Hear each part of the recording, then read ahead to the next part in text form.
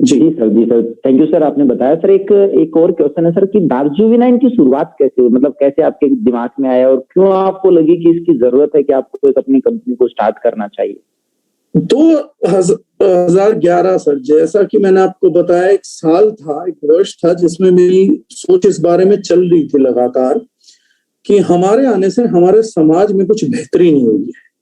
अगर मैं अपनी बात करूं तो मैंने उस टाइम तक जैसा कहा कि 11 लाख से ज्यादा लोगों का नेटवर्क बनाया। अब उस 11 लाख नेटवर्क में से मैं देखूंगा तो उसमें से मैंने 2 से 3% लोगों का जीवन बदलने में किसी न किसी प्रकार से योगदान भी दिया। लेकिन समस्या ये है कि उन 97% लोगों के जीवन में हम कोई योगदान नहीं दे पाए। उनको सिर्फ थॉट लेवल बढ़ा दिया, उनकी सोच अच्छी कर दी, उनके विचार अच्छे कर दिए, सकारात्मक नजरिया जिंदगी के प्रति उनका डेवलप कर दिया, आशान्वित कर दिए लोग। अब क्या थे कि हर एक मिडिल क्लास से आया हुआ आदमी ना हमेशा जीवन में नकारात्मकता खोजता है, उसको ढूंढता ही रहता है, सर्च करता है। हमने वो लोगों को कर दिया कि अब लोग ज्यादा सकारात्मक सोचते थे, जिंदगी में ज्यादा अच्छा बेहतर सोचते थे।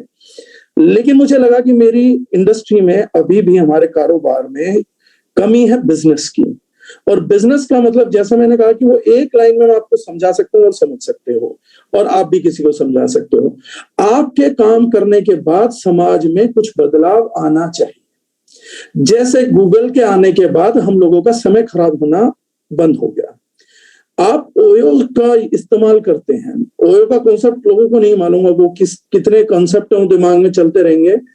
ओयो एक लड़के ने इसलिए डिजाइन किया गया कि वो ट्रैवलिंग का शौकीन था, पैसा कम रहता था, तो वो जिस होटल में जाता था वहां पर सुविधाएं नहीं थी, आम सुविधाएं भी नहीं मिलती थी, कहीं पर साबुन नहीं मिलता था, कहीं पर कंघी नहीं मिलती थी, कहीं पर टावल बुरे मिलते थे, कहीं चद्दर बुरी मिलती थी।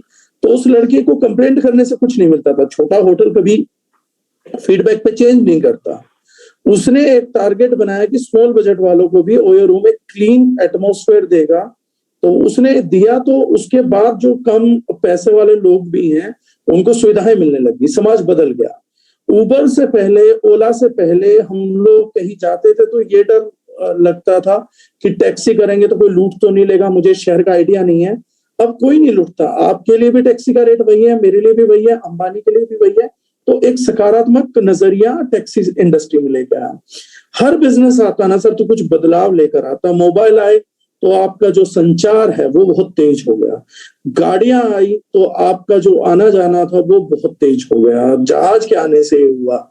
लेकिन नेटवर्क मार्केटिंग के आने से सिर्फ लोगों की सोच खुली, समाज में प्रॉपरली कोई योगदान नहीं दिखता, संपूर्ण योगदान नहीं दिख रहा था। तो उस टाइम पे एक चीज थी जो मैं सबसे ज्यादा नोट कर रहा था, जो सबसे डरावना है, जिसपे हम लोग ध्यान नहीं देते, और तब तक ध्यान नहीं देते जब तक हमारे घर में हादसा ना हो। जैसा अभी लोगों को याद आया होगा, तो मैं आज भी देखता हूँ, सिद्धार्थ जब गुजरा, सिद्धार्थ शुक्ला के गुजरने के बाद और गुजरने से पहले और गुजरने के दौरान जो जिक्र चलता है वो सिद्धनाथ का चलता है, सिद्धार्थ शुक्ला के हार्ट अटैक का जिक्र नहीं है।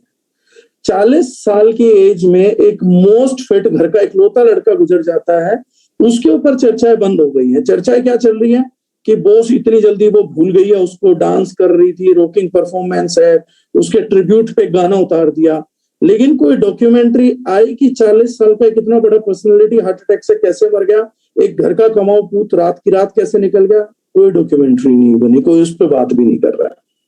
2011 से सर आप डेटा उठाइएगा, तब मेरी शायद मीटिंग का, मैं मानूंगा कि इस मीटिंग का मैं आप लोगों को कुछ योगदान दे पाया हूं। जो लोग यहाँ सुनने आए हैं, किस नजरिए से सुनने आए हैं, जजमेंट है, डेडिकेशन है, मुझे नहीं पता, लेकिन मैं चाहूंगा ये बात मेरी आप लोग गौर से सुनिएगा ताकि आप लोग कुछ समझ पाए। 2011 के बाद से सर अगर हम देखें तो हमारे देश के अंदर केवल 2% मौत एक्सीडेंट से हुई, केवल 2%। किसी हादसे में जान गंवाई है। 98% मौतों की जिम्मेदार एक बीमारी है, जिनमें से इन 98% में से 4% लोग इतने बीमार हो जाते हैं और इतना महंगा खर्चा हो जाता है कि हर साल बीपीएल, गरीबी रेखा के नीचे आ रहे हैं सर 4% परिवार। लेकिन हमारे में से हर किसी की होड़ लगी हुई है कि हम पैसा कमा ले, पैसा कमा ले, क्योंकि 90% पैसा या तो मेरे माँ बाप पे खर्च हो जाएगा, या मुझ पे खर्च हो जाएगा, या मेरे बच्चे पे, देना मुझे हॉस्पिटल नहीं है। प्लस हम एक ऐसी प्रॉब्लम से जूझ रहे हैं जिसको हम बोलते हैं global warming, environmental pollution. Delhi में हर साल आप सुनते होंगे कि भाई साहब अब तो एक बड़ा स्मोक टावर लग गया है, इतना धुआं हो गया, दम घुट गया। ये सब बातें नॉर्मल हो गई हैं। आज मेरे शहर में है, ये कल आपके शहर तक पहुंच जाएंगे। आज दुनिया का हर एक बुद्धिजीवी, हर एक पढ़ा लिखा व्यक्ति ये कोशिश कर रहा है कि कैसे वो अपने इस प्लेनेट को योगदान देगा, ग्रह को योगदान देगा। तो मुझे लगा यार कि अगर मुझे कुछ बिजनेस करना है ना तो मुझे ये करना चाहिए। और डायरेक्ट सेलिंग में मेरे पैशन था ही, मुझे करना ही था, कुछ बहुत ही बड़ा करना था, ये क्लियर था। तो मैंने बहुत सारे मंच पे, मैं किसी का नाम नहीं लूंगा, मैं बहुत सारे मैनेजिंग डायरेक्टरों से मुलाकात की, सभी निदेशक उपनिदेशकों के साथ बैठा हूं। उन सबके साथ बातचीत करके मैंने कहा कि सर नेटवर्क कर लेंगे, स्टेज पे बोल देंगे, टीमें खड़ी कर लेंगे, लेकिन कुछ चाहिए जो अच्छा हो, मतलब जिसे देख के दिल से फीलिंग आनी चाहिए कि मैंने कुछ अच्छा किया है। एक जो एहसास है ना डायरेक्ट सेलिंग करने का, मुझे एहसास थोड़ा बदलना है। मुझे गर्व की फीलिंग आनी चाहिए, मुझे प्राउड लगना चाहिए कि मैं इस बात को करने जा रहा हूँ। आज मोदी जी बात करते हैं, कोई और आदमी बात करता है तो बहुत गौरव फील करता है। हम नेटवर्क करते हुए वो प्राउड महसूस नहीं करते, वो गौरव महसूस नहीं करते।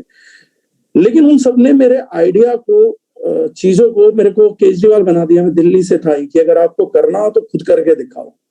तो मैं एक आइडियल आदर्श सरकार की बात कर रहा था, उन्होंने कहा चुनाव लड़ो और आदर्श सरकार दो, तब हम आपको मानेंगे। 2008 तक मैंने प्रयत्न किया, 2-3 कॉन्सेप्ट्स के साथ मिलकर प्रयत्न किया, लेकिन उनमें से किसी ने विजन को समझा नहीं। जबकि बिजनेस अच्छा हुआ तो वो समझ पाए। मुझे समझ आया कि वो बिजनेस में सिर्फ कॉमर्स को समझ पाते हैं, बिजनेस के ज्योग्राफी को नहीं समझ पाते। कॉमर्स को हर कोई समझ लेता है, खरीदा कितना, बेचा कितना, माल कितना कमाया, कितना गवाया, ये स्टेटमेंट सबको क्लियर है। कोई इकोनॉमिक्स 10वीं तक पढ़े, 8वीं तक पढ़े, 12वीं तक पढ़े, या इंजीनियरिंग भी कर ले, तो इंजीनियर की भी मुझे लगता है कॉमर्स ज्यादा बेटर है, साइंस कमजोर है। उसने दुनिया को क्या दिया वो कमजोर है, लेकिन ये बहुत मजबूत है। तो उन सब लोगों का वही उलझन रहा। तो 2018 में फिर हम लोगों ने डिसाइड किया कि यार अब इस चीज को ना हम खुद के हाथ में लेंगे, खुद ही बदलेंगे। इंडस्ट्री को गौरव भी दिलाना है, इंडस्ट्री में इज्जत भी आनी चाहिए, नेटवर्क मार्केटर को बात करते हुए भी इज्जत मिलना चाहिए। उसके बाद हमारे को ऐसा भी करना है कि हमारे बाद समाज में बदलाव आए। और मैं ये गारंटी आज ओपन प्लेटफॉर्म पे बोल रहा हूँ, आप A to Z direct selling को द ओरिजिनल का प्रोडक्ट कॉपी करते हुए देखेंगे, 0 से 100। 2025 तक इस देश में मल्टीनेशनल या नेशनल कोई ऐसी कंपनी नहीं रह जाएगी जो द ओरिजिनल के प्रोडक्ट को कॉपी करके सेम बातें नहीं दोहराएगी, सेम बातें नहीं करेगी। जो पहली विजन 2018 में थी, ये लोग 2025 तक ग्रैब करेंगे, 7 साल बाद तक। तो तब हमने बनाया, तो ये मिशन है केमिकल फ्री वर्ल्ड क्रिएट करते हैं। ये द ओरिजिनल का पहला इंटेंशन था। और क्यों इंटेंशन आया सर, वो मैं एक एग्जांपल आगे आ गया तो मैं समझाऊंगा। अभी ये बात बड़ी हो जाएगी, सवालों में जाते हैं क्योंकि मुझे समय का भी ध्यान रखना है। मैं तो इस टॉपिक पर निरंतर पूरी रात बात कर सकता हूँ, तो इसलिए थोड़ा कट शॉर्ट करेंगे। इमोशनल टॉपिक है, मैं भावनाओं में बह सकता हूँ, तो इसीलिए जो है क्वेश्चन वाइज प्रश्न चलते हैं sir. Thank you so much sir. आपने बताया कि केमिकल फ्री वर्ल्ड आपने एक मिशन चुना कि इसके लिए हमने इस कंपनी को स्टार्ट किया।